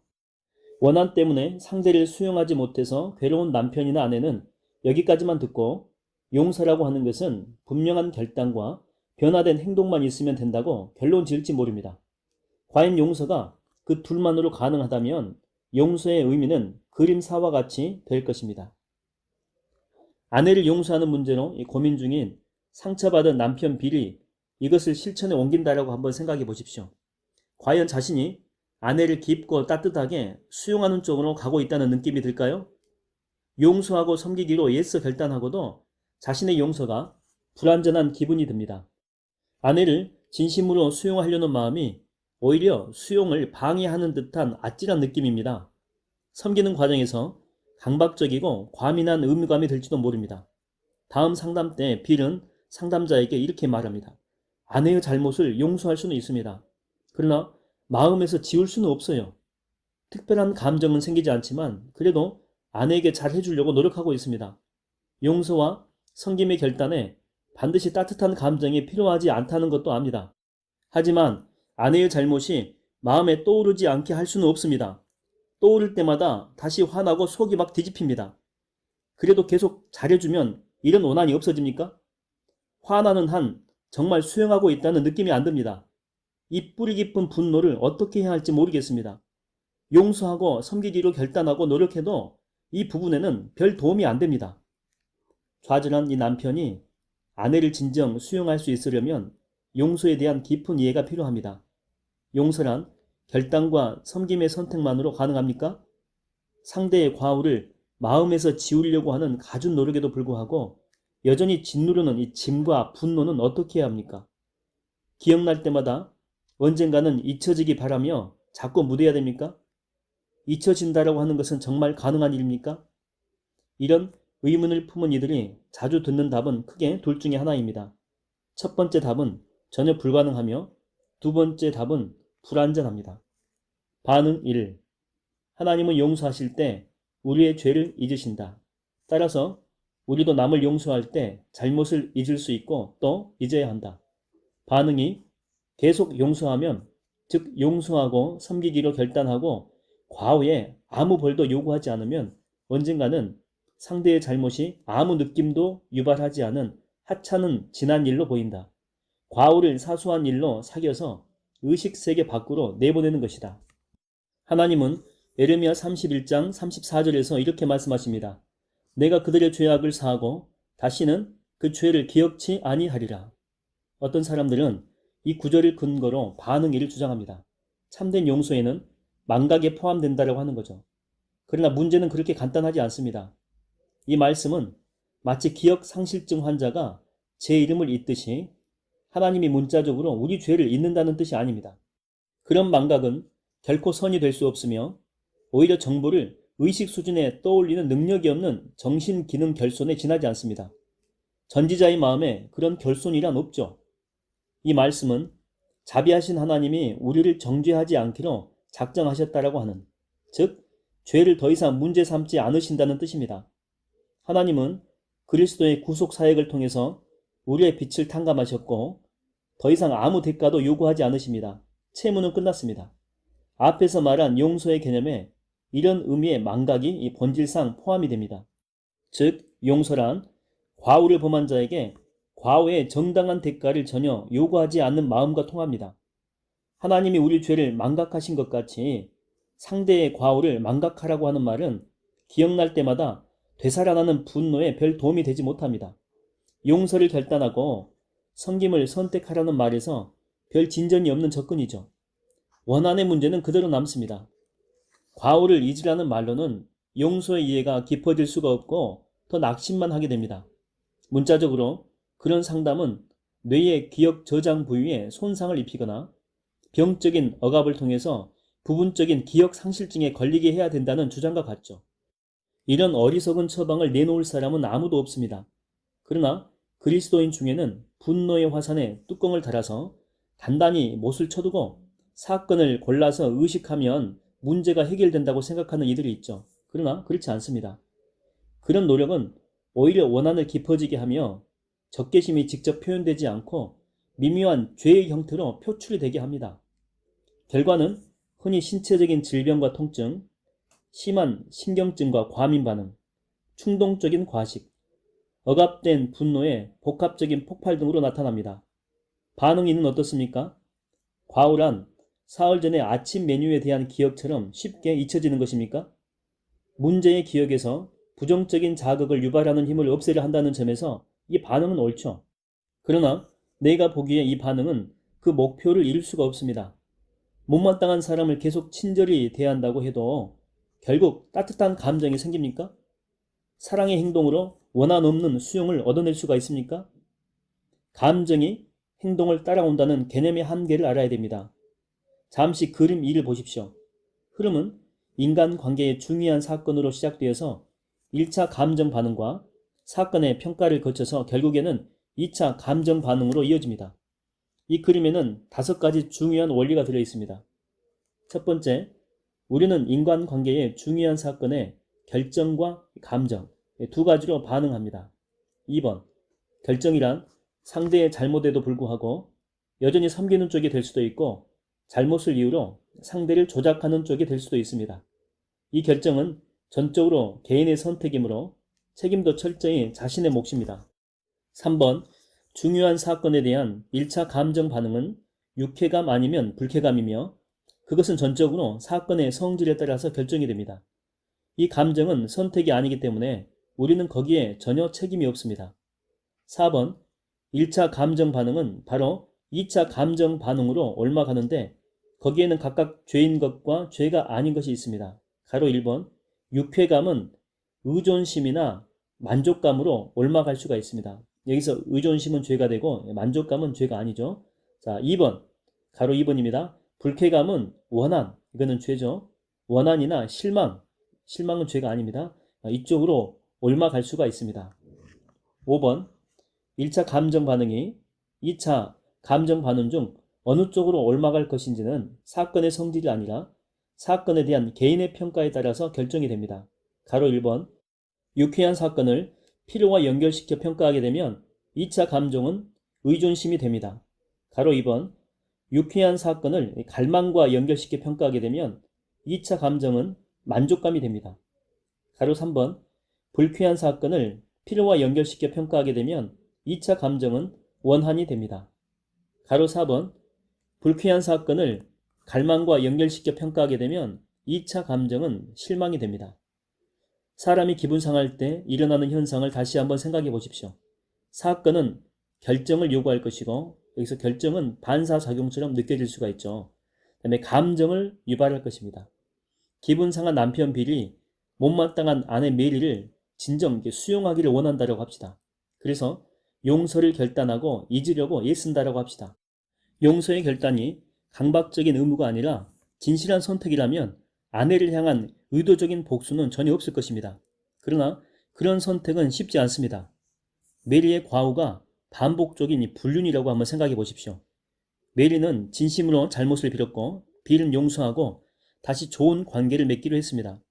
상담 중에 빌은 아내의 불륜 장면이 떠오를 때마다 느껴지는 그 참담한 기분을 아내에게 자주 털어놓았다고 말했습니다. 그러면서 물었습니다. 감정을 아내에게 털어놓아야 되는 것 아닙니까? 나는 이렇게 답했습니다. 그것은 감정을 털어놓는 목표에 달려 있습니다. 당신의 모든 일은 한 가지 목표에 부합해야 됩니다. 바로 섬김입니다. 아내의 불륜이 생각나서 괴롭다라고 말하면 그 말을 들은 아내는 분명히 죄책감과 좌절이 커질 것입니다. 당신의 진짜 의도는 그렇게 털어놓음으로 인해서 아내를 벌하려고 하는 것인지도 모릅니다. 용서와 섬김의 결단에는 상한 감정을 다시 말하지 않는 것도 포함됩니다. 용서의 첫 번째 요소는 과거에 아무런 벌도 요구하지 않는다는 굳은 결단이죠. 거기에는 그 결단을 위반할 수 있는 갖가지 미묘한 방법에 대한 민감한 의식도 포함이 됩니다. 결단의 의미를 이해하고 용서한 뒤에도 빌에게는 여전히 감정의 문제와 망각의 문제가 남아 있을 수 있습니다. 깊은 상처와 분노를 어떻게 해야 됩니까? 억지로 아내와 함께 잘 수는 있습니다. 하지만 아내가 딴 남자랑 함께 침대에 누워있는 장면이 도저히 떨쳐지지 않습니다. 정말 한계를 느낍니다. 섹스에 흥미도 잃어버렸습니다. 발기조차 안 돼가지고 망치는 경우도 있죠. 설사 정상적으로 잘 되는 날에도 아내는 내게 문제가 있다라고 하는 것을 압니다. 너무 잘 압니다. 어떻게 그런 생각을 지을 수가 있겠습니까? 아내의 외도 장면이 생각나지 않거나 생각나더라도 마음이 뒤집히지 않을 수 있게 되기 전에는 과연 아내를 진정 수용할 수 있을지 회의가 듭니다. 하나 묻겠습니다. 반복적인 용서의 태도만으로 과거의 기억이 중화될 수 있습니까? 이 남편이 언젠가는 기억이 없어진다는 확신으로 계속 노력할 경우에 어떤 일이 일어날지 한번 생각해 보십시오. 빌이 원한과 혼란을 느낀다면 그것은 아내의 불륜이라고 하는 사건에 대한 평가가 잘못됐다는 뜻입니다.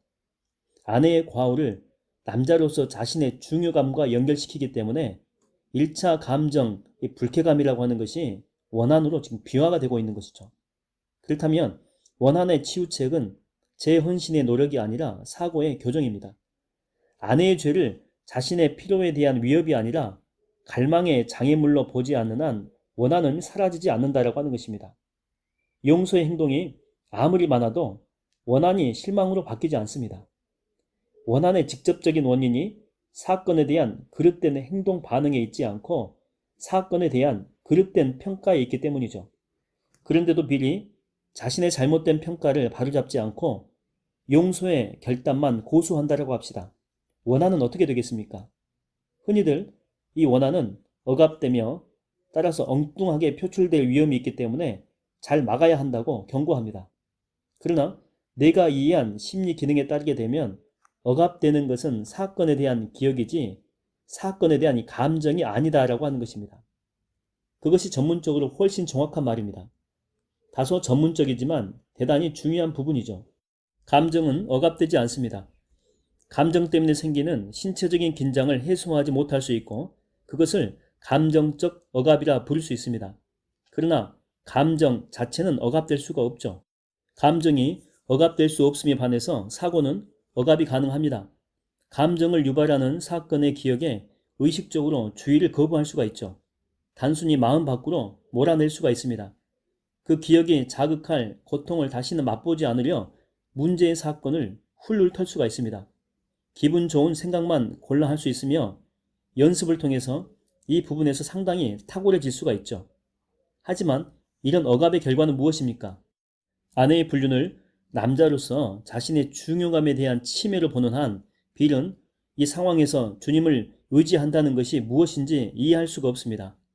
아내의 존경을 남자의 자존감의 필수 요소로 보는 이 잘못된 확신이 그대로 남을 것이고, 그 결과 그리스도가 아닌 다른 사람을 통해서 필요를 채우려고 하는 우상 숭배적인 목표가 계속해서 그를 지배할 것입니다. 원한이 해결되지 않는 사람에게 무조건 용서의 결단만 강조하는 것은 주님만 의지함으로 얻는 이 성숙을 가로막는 일입니다. 연합의 목표와는 거리가 먼 의무적 봉사를 다그치는 일에 지나지 않습니다. 아내에게 잘 해주려는 빌의 지속적인 노력 뒤에는 어딘지 석연치 않은 공허감이 있습니다. 결단의 반복은 진정한 수용이 필요한 연합 추구에는 미흡한 전략이죠. 새로운 마음, 즉 문제의 사건에 대한 달라진 평가가 있어야 됩니다. 용서의 결단 반복이 억압된 기억의 문제를 해결하지 못한다면, 그렇다면 답은 어디에 있습니까? 사건을 하나님의 시각으로 재평가하는 일입니다. 유쾌한 사건은 아니지만 자신의 안정감이나 중요감과는 무관한 것으로 보아야 됩니다. 시각을 바로잡는 일이야말로 용서의 작업의 핵심입니다. 소제목입니다. 용서의 작업. 진정한 용서란 거슬리는 사건을 안정감이나 중요감의 필요가 아닌 사랑에 대한 갈망과 연결시켜 평가한다는 점에서 불완전한 용서와 다릅니다. 거슬리는 사건에 대한 이 망각의 열쇠는 그 사건이 내 목표에 별 중요하지 않는 것으로 보일 때까지 사건을 재평가하는 데 있습니다. 확실한 용서의 결단에 성령을 쫓는 이 묵상이 수반된다면 원한이 실망으로 바뀔 수가 있습니다. 지금부터는 배우자의 거슬리는 사건을 상처는 되지만 해롭지는 않는 것으로 보는 재평가의 과정에 대해서 한번 살펴보겠습니다. 요점 2의 문장을 다시 한번 옮겨 적겠습니다. 배우자를 수용하는 것은 용서에 달려있고, 용서는 배우자의 못마땅한 행동을 성경적인 컨텍스트에서 보려고 하는 마음에 달려있다. 아직도 원한 때문에 괴로운 빌이 소리칩니다. 하고 싶습니다. 아내의 과오를 재평가하고 싶습니다. 자, 그렇다면 어떻게 하면 됩니까? 사건에 새로운 의미를 부여하는 법을 묻는 질문이죠. 답은 복잡해 보일지 모르겠지만 실은 매우 간단한 한 원리 속에 들어 있습니다.